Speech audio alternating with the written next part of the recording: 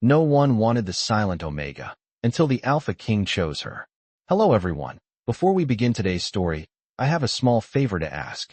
Please hit subscribe and turn on the notification bell so you never miss our channel's new videos. It's quick, free, and the best way to support us in bringing you more dramatic stories. Your support means the world to us. Where are you watching from?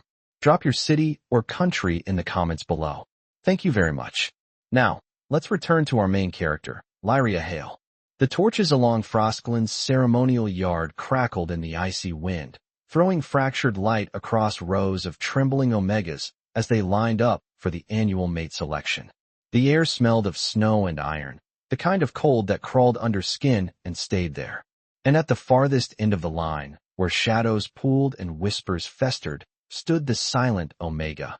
Lyria, her hands clasped tightly in front of her as if she could hold herself together by force. She had not spoken a word since she was 8 years old. To the pack, silence meant weakness. To Frostglen's wolves, who valued sharp tongues and sharper claws, it meant she was barely worth noticing. Don't bother pretending, one Omega whispered loud enough for Lyria to hear. Nobody's going to pick her. Another snickered, tugging her fur-lined cloak tighter. If I were mute like her, I'd hide in the woods instead of showing up here.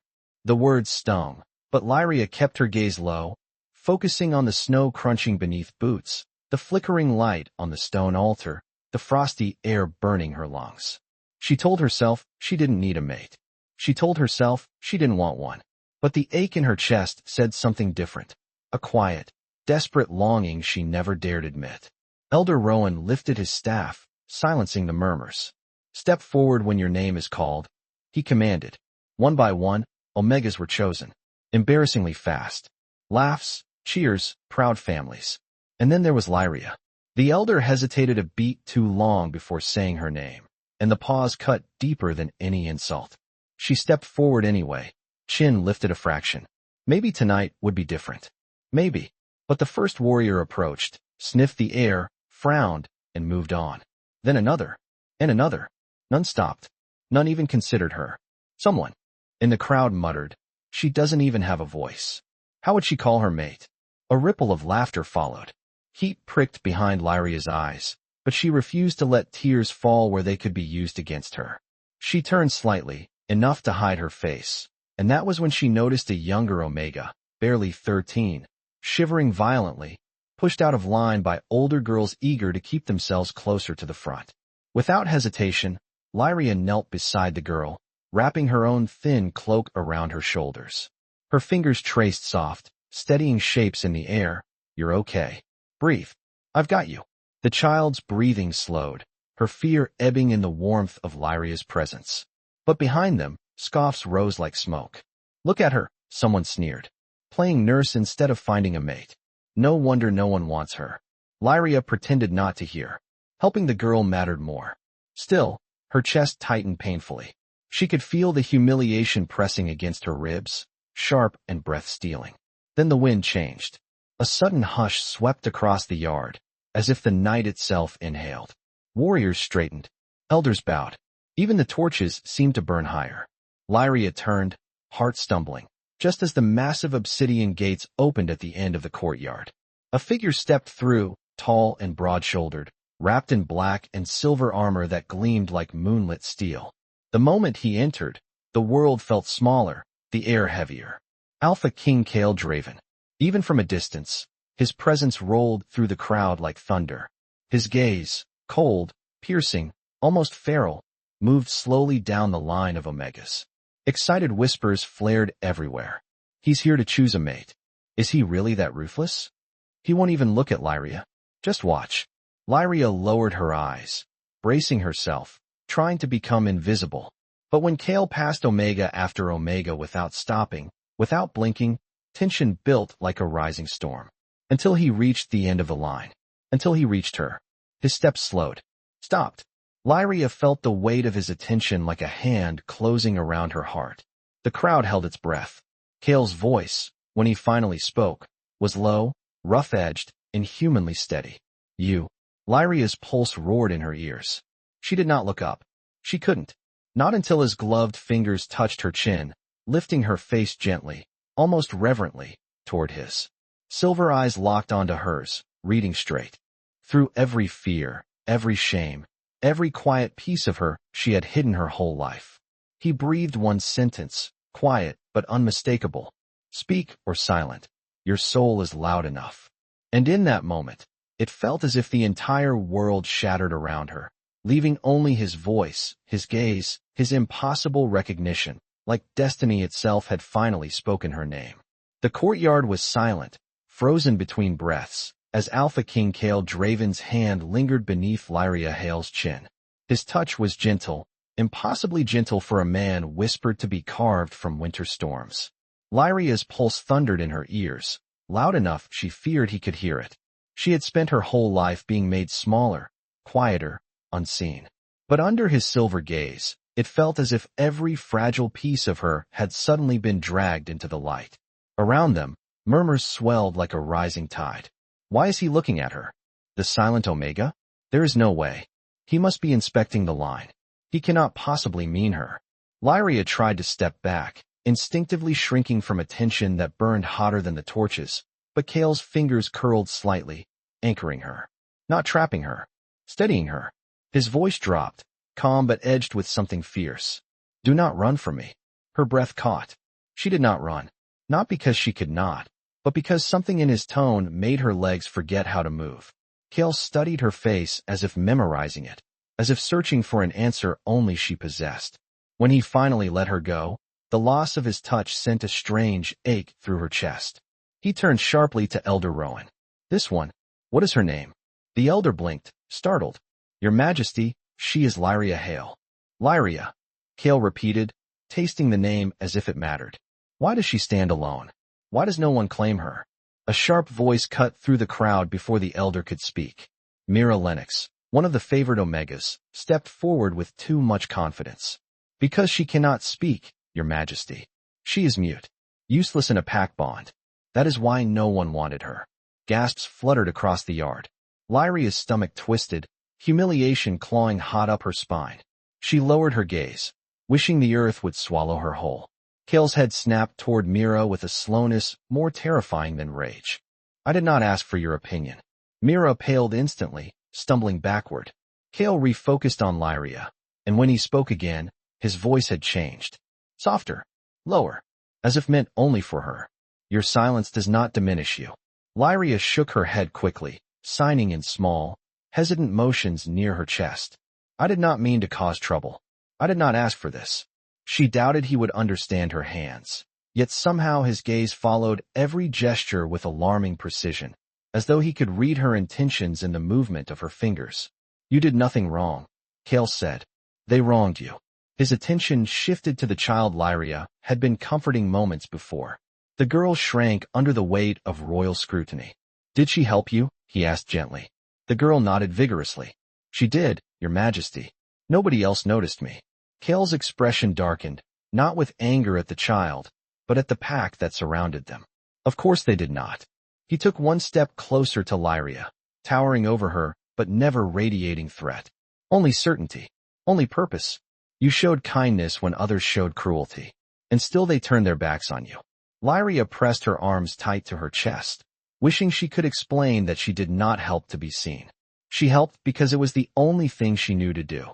Kael's voice dropped to a nearly intimate rumble. Strength does not always roar, Lyria. Sometimes it is silent. Something warm unfurled in her, fragile as dawn light. The crowd grew restless, uneasy. A few wolves exchanged frantic glances. Someone whispered, if he chooses her, that will change everything. And maybe it would. Maybe the world as she knew it was about to break open. Kael extended his hand toward her, palm up, waiting, not demanding, not claiming, simply offering. Walk with me. Lyria froze. The world froze. She had spent her entire life being overlooked, unwanted, passed by. Now the Alpha King himself waited for her touch. Her fingers trembled as she lifted her hand, unsure if she had the right, unsure if she was dreaming. His hand remained steady, patient, almost warm. When her skin finally brushed his, a shock shot through her veins, bright, electric, undeniable. Kael inhaled sharply, the first sign that the bond flared for him too. Lyria's breath faltered. The pack stared. and destiny quietly shifted beneath her feet. For a heartbeat, the world held still as Lyria Hale's hand rested in Alpha King Kael Draven's palm, the faint spark between them lingering like static in cold winter air. But before she had time to understand the feeling, the crowd reacted in a wave of disbelief that surged through the courtyard. Some wolves stepped back as if witnessing something dangerous. Others leaned in hungrily for gossip, and a few stared in tight-lipped horror, unable to accept what their king's choice implied. Lyria felt every gaze like a weight across her shoulders, heavy enough to crush bone, and she instinctively tried to pull her hand back. But Kael's grip tightened with quiet certainty, not restraining her, but grounding her, as if telling her without words that she did not have to face this storm alone. "Walk with me," he repeated, his voice steady and absolute. Even Elder Rowan looked rattled as Kael guided her forward through the parted crowd. Lyria moved stiffly beside him, her senses overwhelmed by the mixture of shock, resentment, and fear swirling around them. She kept her gaze down, every instinct begging her to disappear, but Kael seemed to sense her unraveling nerves. He slowed his pace until it matched her hesitant steps, lowering his head slightly, as if to shield her from the burning attention. "They stare because they do not understand," he murmured. "Not because you have done anything wrong." His tone was not meant for the crowd, but for her alone, and something inside her chest loosened at the unexpected gentleness. Behind them, a voice hissed, "This is madness. She cannot even speak." Another whispered, "Why her? Why the Silent Omega?" Lyria flinched, but Kael stopped so abruptly that several wolves stumbled. He turned his head just enough for his stare to sweep the murmuring group, and the courtyard dropped into instant stillness, the air thick with unspoken threat. "Her silence," Kael said, "is still louder than your disrespect." No one dared respond. He resumed walking, and Lyria found herself matching his stride more easily now, not because she felt confident, but because he did not let her fall behind. They reached the stone platform at the front of the courtyard where pack leaders usually made announcements, but Kael ignored the podium entirely. Instead, he turned to face Lyria fully, and the move shocked the crowd even more. He was making her the center of the ceremony. Lyria's heart hammered as Kael studied her, his eyes shifting from her trembling hands to the faint shimmer of fear along her lashes. She raised her fingers slightly, trying to sign a question she did not have the courage to complete. "Why me?" She did not expect him to recognize the meaning, yet somehow his expression softened with understanding. "You showed compassion when others chose cruelty," he said. "That alone tells me more about your spirit than any spoken word ever could." Lyria's lips parted, a soundless breath escaping her as emotion rose warm and unwelcome behind her eyes. She quickly shook her head, trying to deny the idea, her hands moving again in small, frantic gestures. "I am not strong. I am not special." He stepped closer, close enough that his shadow fell over her like a cloak. "Strength is not measured by how loudly one roars," he said quietly. "Sometimes it is measured by how gently one endures." A tremor rolled through her, not from fear but from the strange, impossible feeling that maybe, just maybe, he saw her in a way no one ever had. Before she could process it, movement stirred among the crowd. A man pushed forward aggressively, chest puffed with defiance. It was Beta Tauren, known for his pride and love of hierarchy. "Your Majesty," he said loudly, "you cannot be serious. She is mute. She is weak. She cannot serve as anyone's mate, let alone," he never finished. Kael moved with a speed that stole the air from the lungs of everyone watching. 1 second, he stood near Lyria. The next his hand was wrapped around Tauren's throat, lifting him several inches off the ground. A collective gasp tore through the courtyard, but Kael's face remained cold, unbothered, deadly calm. "Do not mistake my restraint for permission," Kael said, his voice quiet but lethal. "You will not speak of her worth again." Tauren choked, nodding desperately, and Kael released him with a shove that sent him staggering back into the crowd. Lyria stared at the king, stunned by the sudden violence, but even more stunned by the reason for it. He had defended her. Publicly. Unquestionably. Kael turned back to her, his expression softening in a way that seemed impossible after what he had just done. "Lyria," he said, offering his hand again, "come. There is much to discuss." She hesitated only a moment before placing her hand in his once more, feeling the spark return, brighter this time. And as Kael led her away from the courtyard, past wolves who bowed their heads in stunned silence, Lyria realized her life had changed forever, not by choice, but by destiny setting its pieces into motion. Alpha King Kael Draven led Lyria Hale through the torchlit archway at the edge of the courtyard, the heavy wooden doors closing behind them with a dull echo that swallowed the noise of the stunned pack outside. The sudden quiet pressed around her like snowfall, soft but disorienting, and Lyria felt her heartbeat thrum faster with every step they took down the narrow stone corridor. She had never stood this close to royalty, never imagined she would walk beside the most feared wolf in the Northern Dominion. Yet here, she was with her hand still resting in his, her fingers curled lightly, as if afraid the moment would vanish if she held too tightly. Kael did not speak at first. He walked with the silent confidence of a man accustomed to command, but Lyria sensed something else beneath the surface, something sharper, like a blade hidden under velvet. When they reached a quieter alcove lit by a single lantern, Kael finally released her hand, and the absence of his touch felt like stepping into cold water. She hugged her arms to her chest, unsure whether to bow, stand still, or flee. He watched her for a long moment, his expression unreadable. "You are frightened," he said softly, not as a question but as a simple truth. Lyria lowered her gaze, nodding once. Her hands lifted instinctively to sign an apology, but she stopped herself halfway, remembering that he might not understand. Kael stepped closer, close enough for her to feel the warmth radiating through the dark leather of his armor. "You do not owe me apology," he said. "Nor does your silence inconvenience me." She blinked, startled. Most wolves treated her silence as a burden, something that made her lesser. But Kael spoke as if it meant nothing, as if she were whole. Lyria hesitated, then slowly raised her hands, signing small, tentative shapes. "Why me?" Kael studied her fingers carefully, his brows drawing together with concentration, and after a moment he nodded as if he understood the question, even if he did not fully read the language of her hands. "Because the others hid their true selves behind smiles," he said, "while you revealed yours through action." His voice lowered. "And because I felt the bond spark the moment I touched you." Lyria's breath caught, her pulse stumbling wildly. She shook her head, lifting her hands quickly, signing again in frantic motions. "That cannot be. I am nothing special." Kael reached out, gently lowering her hands with his own.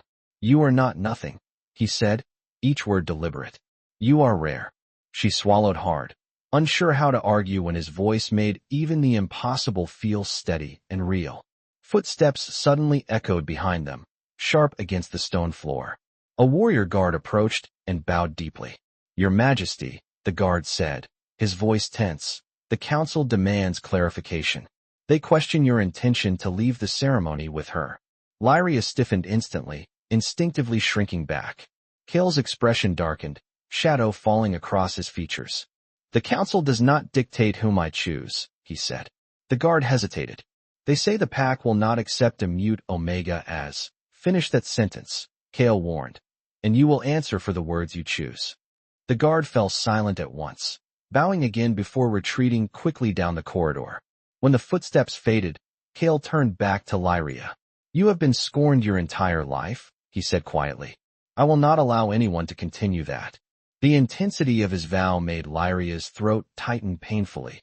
She touched her fingertips lightly to her chest, pressing over her heart, signing a small, fragile shape. "I do not understand this." Kael's jaw softened. "You will," he said. "In time."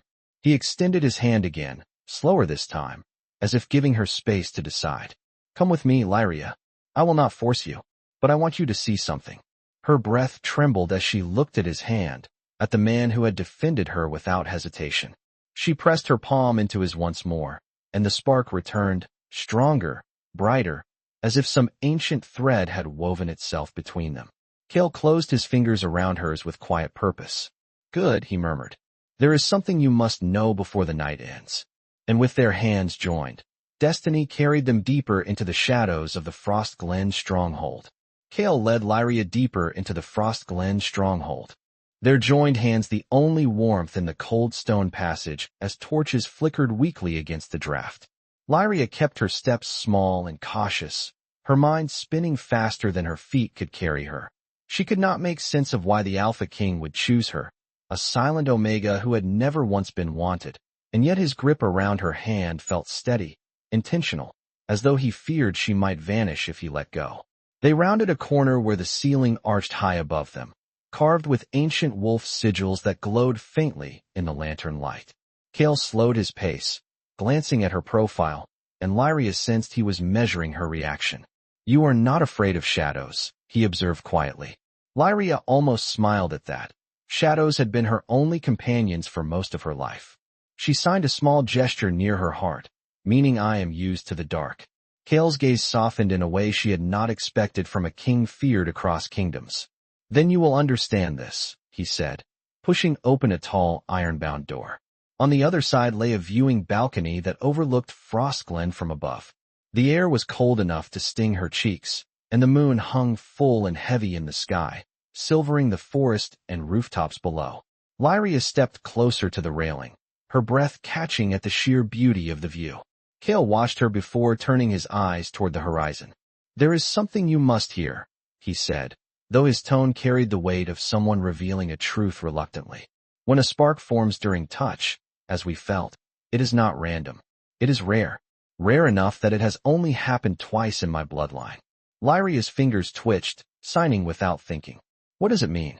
Kael's jaw tensed, the first sign of uncertainty she had ever seen in him. "It means that fate recognizes you," he replied. "And that my wolf," he paused, searching for words he did not often share. "My wolf recognizes you as well." Lyria's heart stumbled painfully. She shook her head, signing quickly, almost frantically. "That cannot be. I am not worthy. I am not strong." Kael caught her hands mid-motion, holding them between his palms as though anchoring her.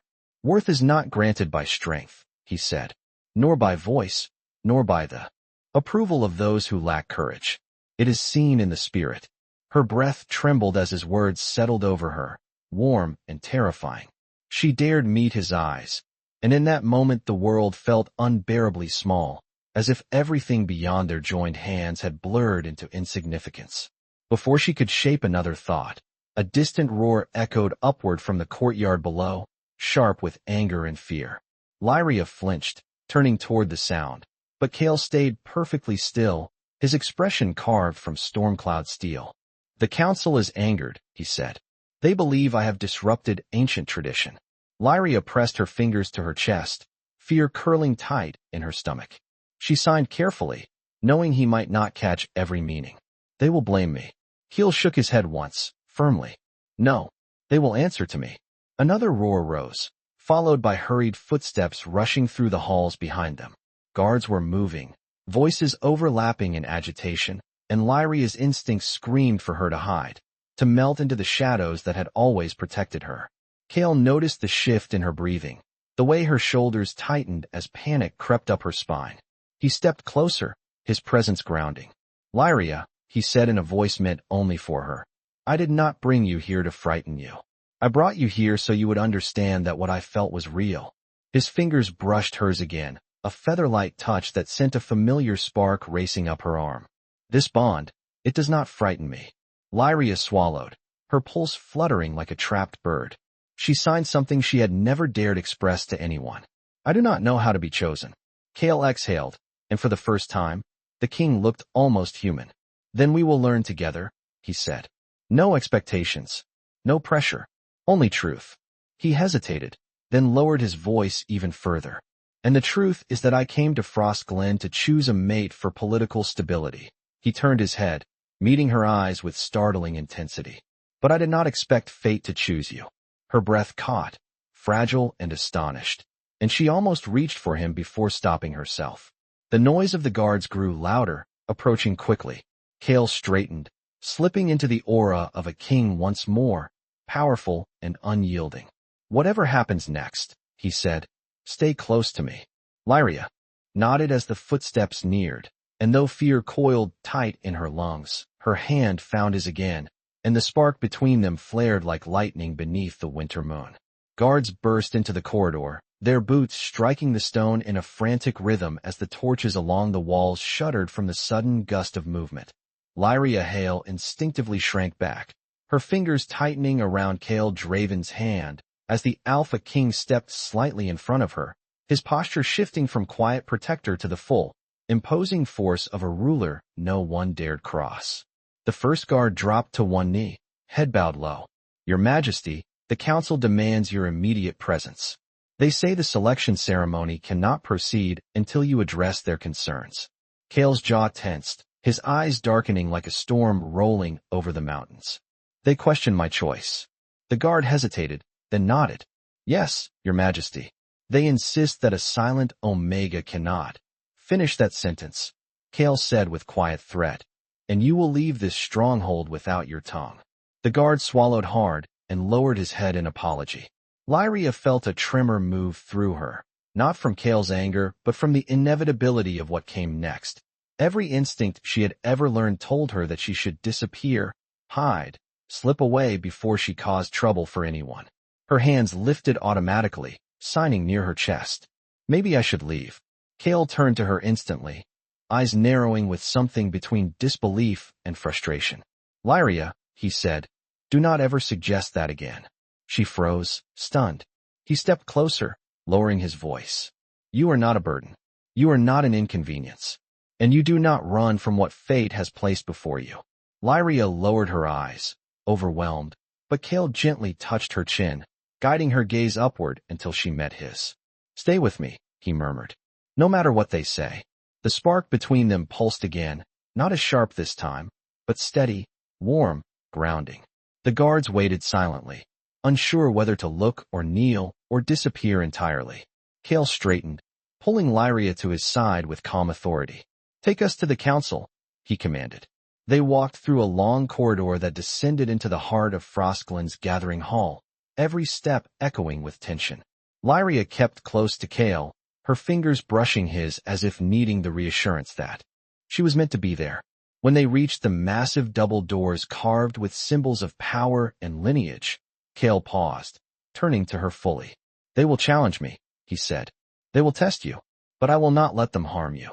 Lyria signed something small, simple, almost too quiet to notice. "Why protect me?" Kael held her gaze for a long, heavy moment.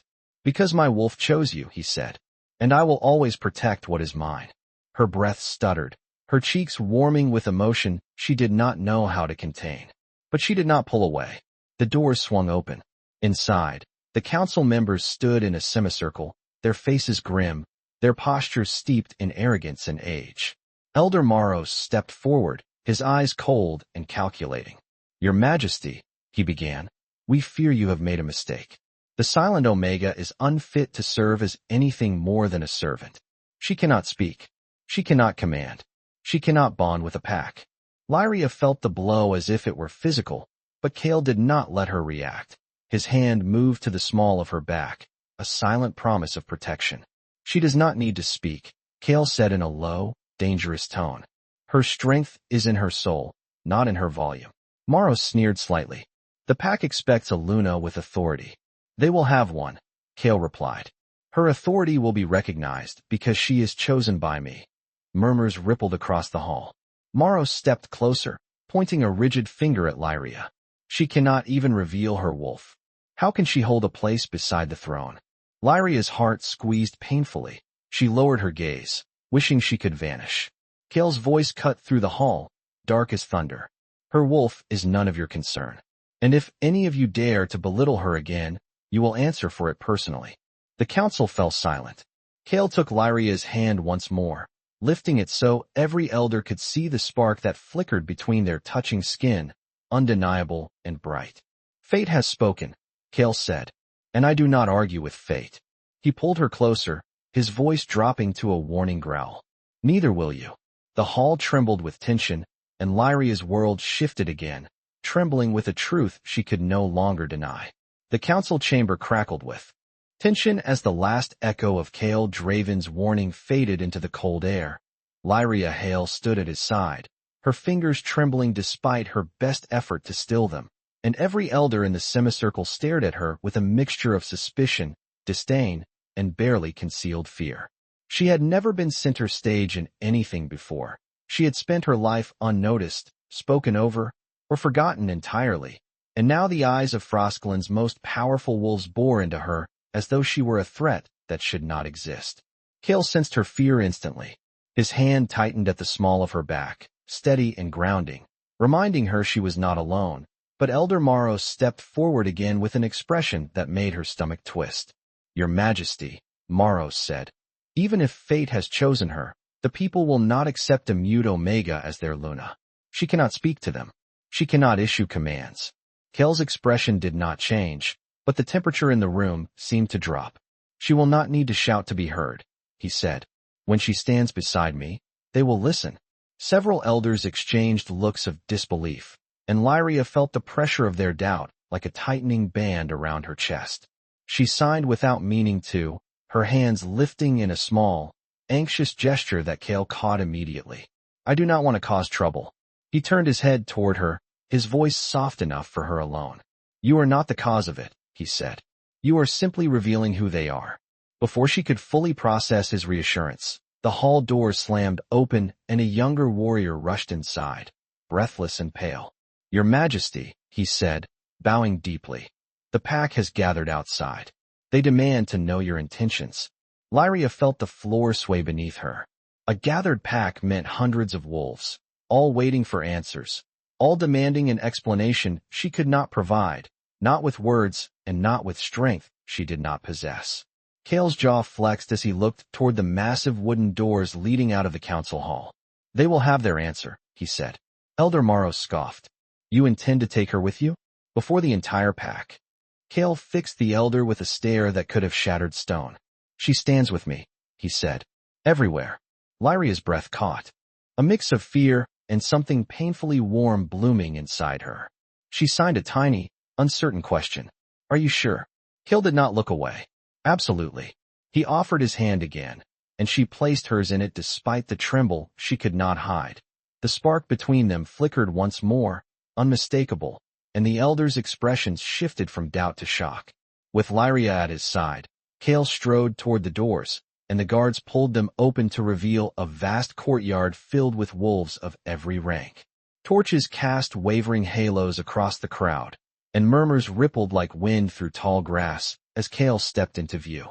The moment Lyria appeared beside him, silence swept the courtyard. Hundreds of eyes widened. Some wolves recoiled in disbelief. Others stared at her with open hostility. Someone near the front whispered, "It is her, the Silent Omega." Another voice hissed, "This cannot be happening." Lyria felt her knees weaken, her lungs tightening painfully, as if the night itself pressed against her ribs. She instinctively stepped back, but Kael's fingers tightened around hers, anchoring her beside him.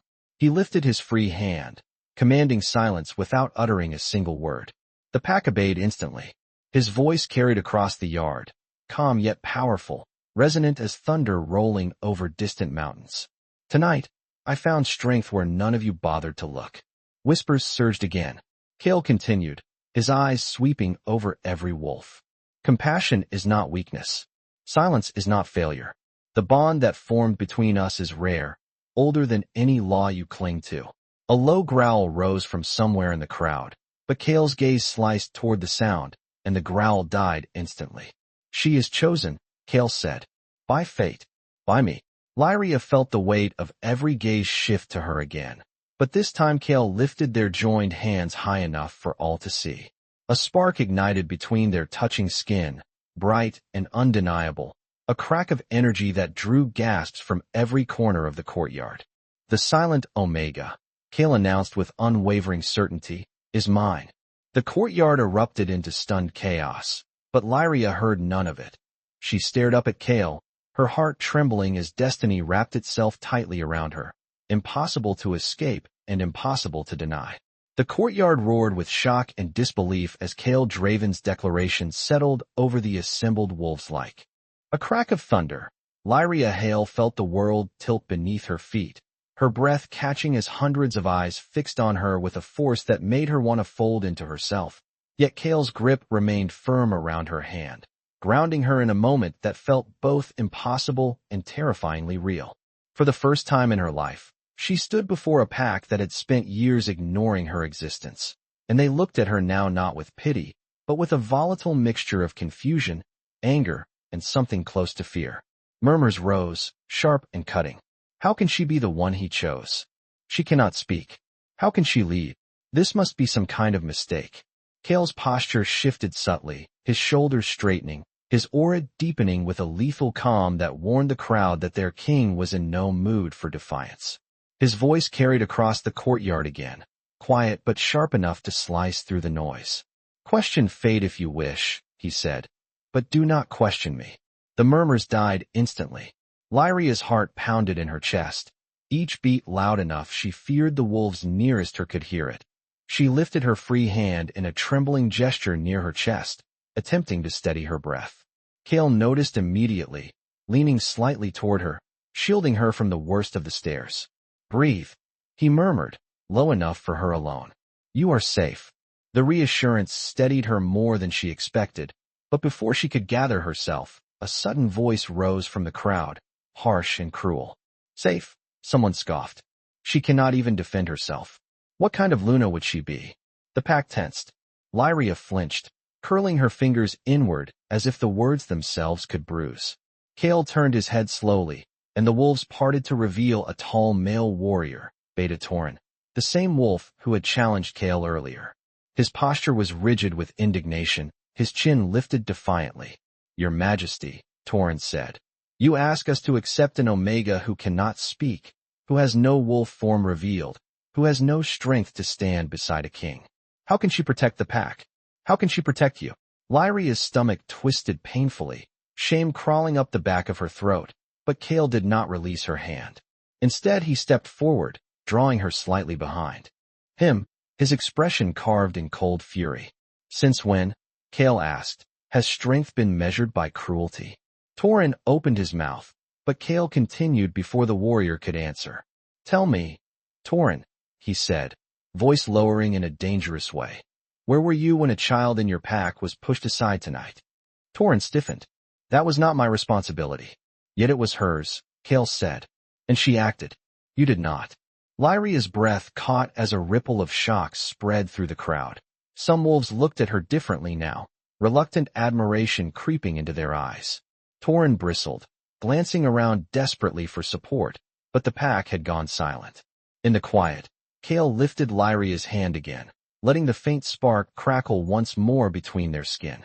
"This bond is real," he said, "and whether you approve of it or not, it is stronger than your doubt." Lyria felt heat rise behind her eyes, overwhelmed by emotions she had never been allowed to feel in front of others. She wanted to hide her trembling, but Kael's thumb brushed lightly against the back of her hand, grounding her once more. Another elder stepped forward nervously. "Your Majesty, the pack needs guidance. They need reassurance." Kael nodded once, then turned slightly to face Lyria. "Lyria," he murmured, "may I show them who you are?" She froze, understanding that he was not asking her to speak, but to stand with him, to allow him to reveal the truth of the bond they shared. Slowly, hesitantly, she nodded. Kael exhaled as though relieved. He stepped behind her, gently placing a hand over her heart, his warmth steady through the fabric of her cloak. "Feel this," he said quietly. "Let them feel it too."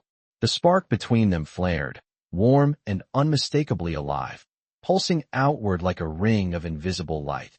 The nearest wolves gasped as they sensed the bond, ancient and instinctual, something no tradition could deny. "Tell me," Kael said to the pack, his voice echoing with finality, "how can fate be wrong?"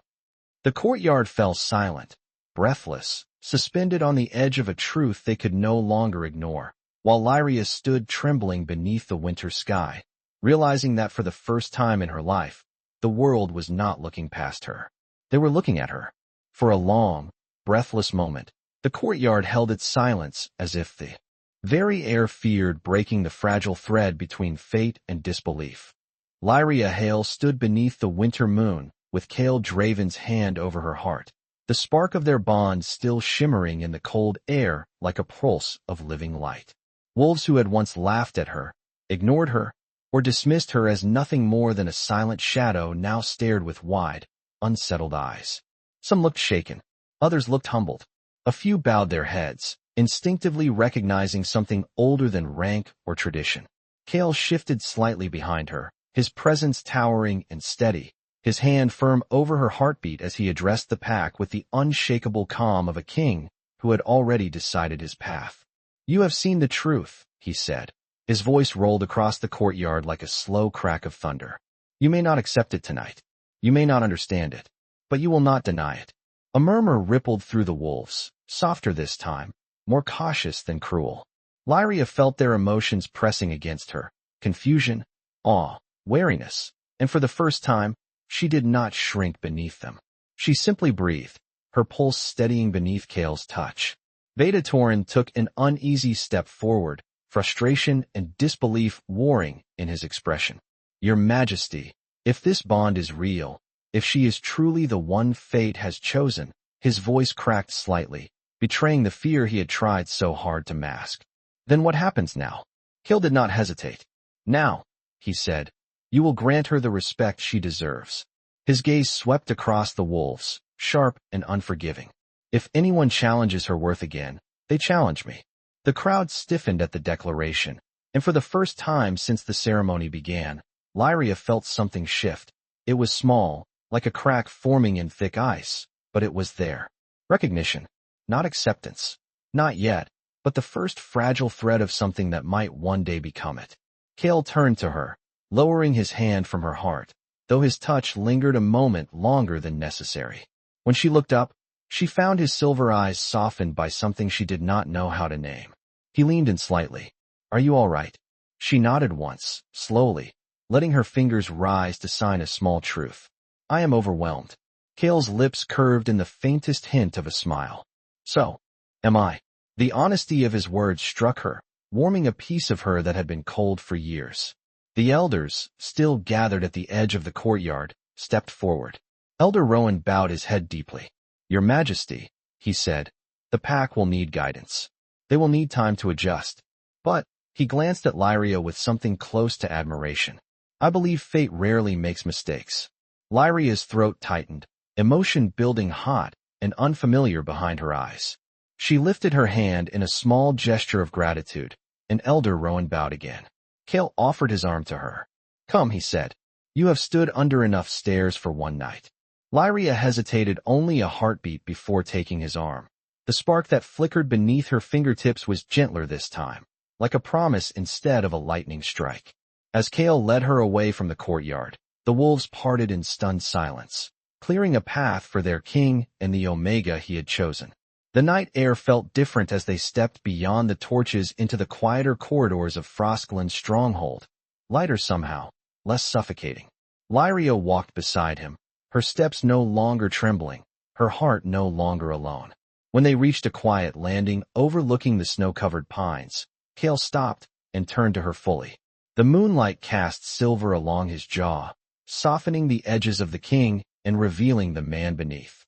"Lyria," he said, voice low, "I cannot promise this path will be easy." She looked up at him, her hands lifting slowly. "I have never had an easy path." He exhaled, something like admiration flickering across his expression. "Then perhaps," he said, "we will build a new one together." The spark pulsed again, warm and steady between them, no longer frightening but strangely comforting. Lyria felt the truth settle deep in her chest, quiet and unwavering. For the first time, she was not chosen out of pity, desperation, or obligation. She was chosen because fate had seen her, and because he had, too. Kael extended his hand toward her once more, not as a command, but as an invitation. "Walk with me," he said, "wherever this destiny leads." Lyria placed her hand in his, her heart lifting as the spark flared softly between them, sealing the night with a promise that would echo through every corner of the kingdom. Under the winter moon, the Silent Omega took her first step into the life she never thought she would have, beside the Alpha King, who chose her when no one else ever had.